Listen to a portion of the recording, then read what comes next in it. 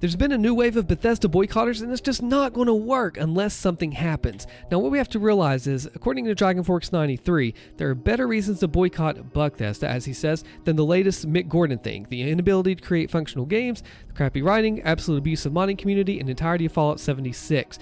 Now, here's the thing about this that goes so much bigger. Now, if you want a boycott to succeed, here's what you don't do. Let me use this colander, aka strainer, from my kitchen to explain the first reason. So, imagine this strainer here. What you do is it drains and filters out things when you cook. So if you have your boycotters, if this is our boycotters, let's take our Alston guitar pick and we put them in the colander, right? These are the people that want to say, I am never buying this game again. And attrition reminds me of the Left 4 Dead 2 boycott, because so many people joined a group, some flew out to Valve to talk about this, and then more people, according to Gabe Newell, bought the game from the boycott group than not in the group. So when you have your colander and attrition, this means losing people over time. People are going to be, say, 10,000 people. We want to boycott games, we're not going to buy them anymore. Now, they're going to fall through the cracks, as this strainer is meant to do. It's meant to filter out certain impurities, or certain ingredients, rather. So people will say, I'm tired of waiting. I want to go ahead and get the game anyway. They might say, oh, well, I'm bored, or oh, this awesome trailer came out. I really have to buy this game right now.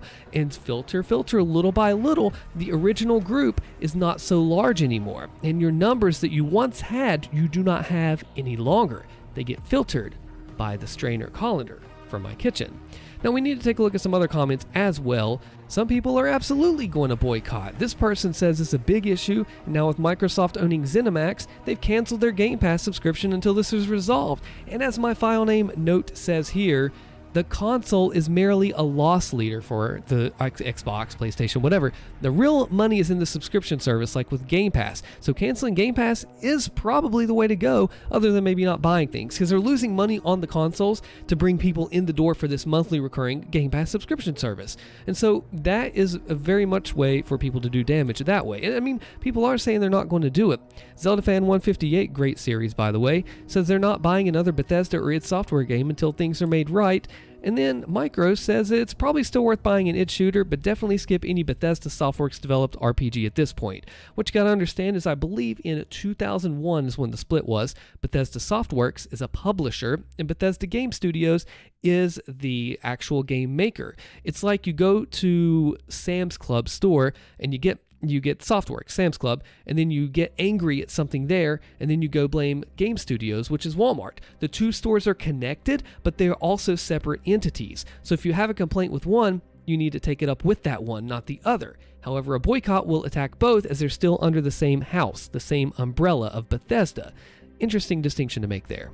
So what Game Fan says is that when you have a boycott, there is really no good outcome. So you buy the games and the devs don't get a raise, because all that money will go toward the execs' bonuses. Do you really know many execs that would take a pay cut? And this is just any company in general. It doesn't usually happen that way. Some do, most don't. So you don't buy the games, and then the devs probably get a pay cut. Overall, the higher-ups are not going to feel it that much. Now, this person's still planning to buy another Doom game, but out of respect of the hardworking teams that put it all together. Now, they're referencing a super interesting video you have to watch. No exaggeration or clickbait.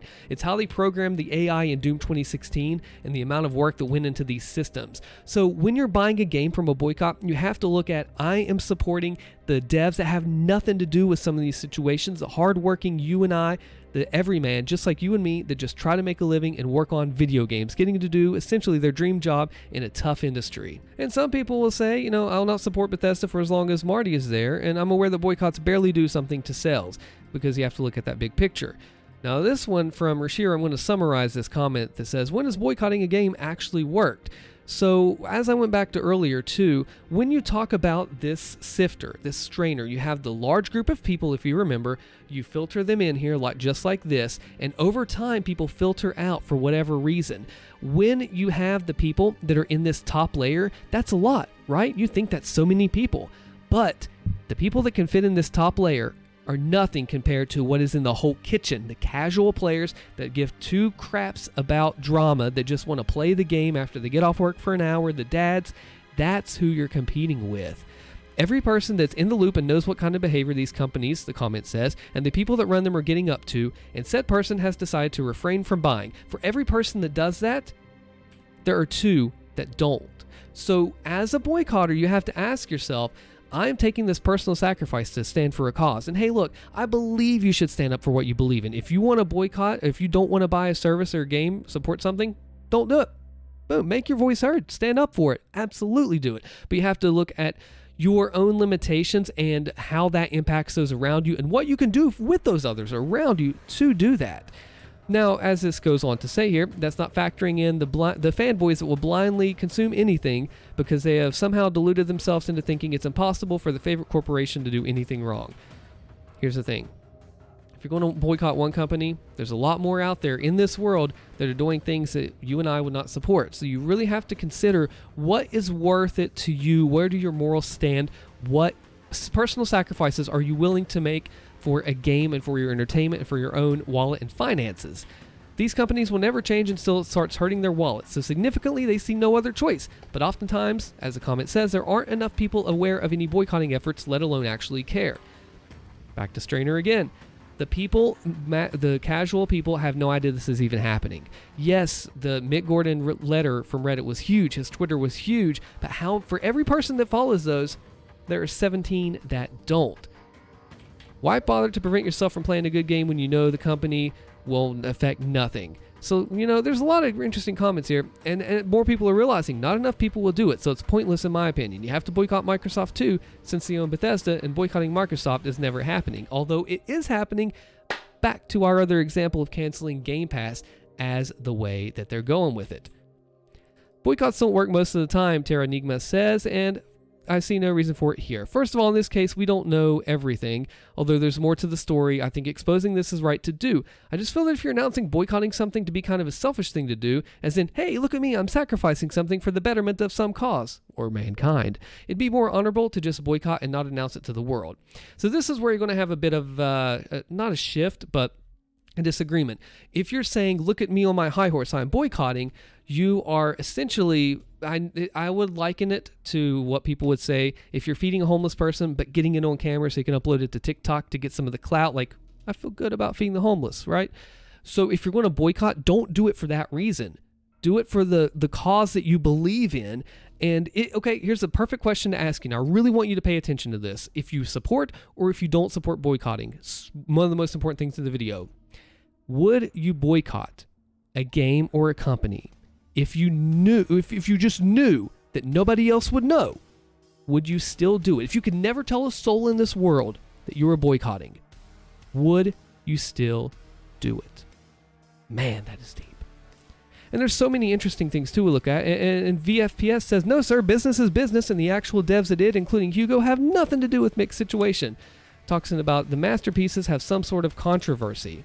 Now, Arthur Cranborn here has a very interesting take that I have got to make sure I include in the video.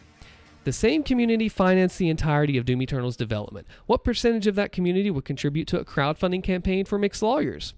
There's actually a YouTuber named Carl Jobs who's been sued by Billy Mitchell in the past more than once, and he has had people rally around him to help. So you have to consider who would do that. Interesting hypothetical. Taking on id, Bethesda, ZeniMax, winning in court, and Microsoft as well would do more for workers in the game industry than any 15,000-word letter. And as I said, I have nothing against Bethesda myself. I mostly am on the Softworks side with Doom Eternal, and have seen some of the other games, of course. But, big but here, it's important to know where you stand with this and what your actions will matter, what you'll do, what you're willing to do, and the steps you're willing to take to support your cause, right? I'm trying to look at this impartially here, as I like to do. Forgive and forget, Raging Boar says. At the end of the day, it's just video games. Boycotting's a waste of energy and time. The board members could care less as long as they profit. Also, the drama doesn't impact how I feel about these titles. And as we made this distinction earlier, who are you boycotting? The publisher or the game studios? What did they go through heck for when nobody buys the result of their labor? The legal team and the hardworking, talented folks simply not there, says, who care about what they do and what they make are not the same people. Now, this one is interesting here, too. As we've talked about, we've talked about attrition. We've talked about the executives, the workers. Let's look at a pessimistic take. NZ24 says that He's not the guy who screwed over a contractor, but the guy that makes us a ton of money. So if you make a company a lot of money, that's good for the company and they will want to keep you around. However, if you do something, as a video I covered recently, there were 12-year-old tweets and the company let the guy go from his spokesperson position for making those. You have to look at what's best for the company, what they're going to do. Similar to you in your workplace, if you go to your HR department, the HR department is there for the company, not necessarily for you, which is what many people will say. There's so many interesting viewpoints here, and it's in the hands of the customer to just not give money to a company. People boycotting are not going to do stuff. Look at Activision. They are still making money and people playing their games despite the allegations drama months ago. You know, we look at Call of Duty. Modern Warfare 2 is the best, fastest selling COD in history, in spite of the stuff that happened with Activision Blizzard. What do people think the boycotting is going to do there? If Activision Blizzard is the biggest company and it's still not working, what will they do? Report to the Board of Labor. The review bombing, that's a whole other topic. It's a whole deeper issue, and you have to figure out what you're willing to do for this cause and be able to rally enough people up for said cause. Review bombing is not the answer. Just boycotting by yourself is not the answer. It has to be enough to make a difference, and you have to fight through and convince the casual players who don't care to stand up for your cause. I'm not really boycotting. It's not my thing, but if you want to, that's up to you and your own personal convictions. Just please make the right decision and think about what you're doing and the ramifications of those actions. Check out the video here on your screen with Marty O'Donnell talking about Mick Gordon. Subscribe if you like this video. I'm Austin. Thank you for watching.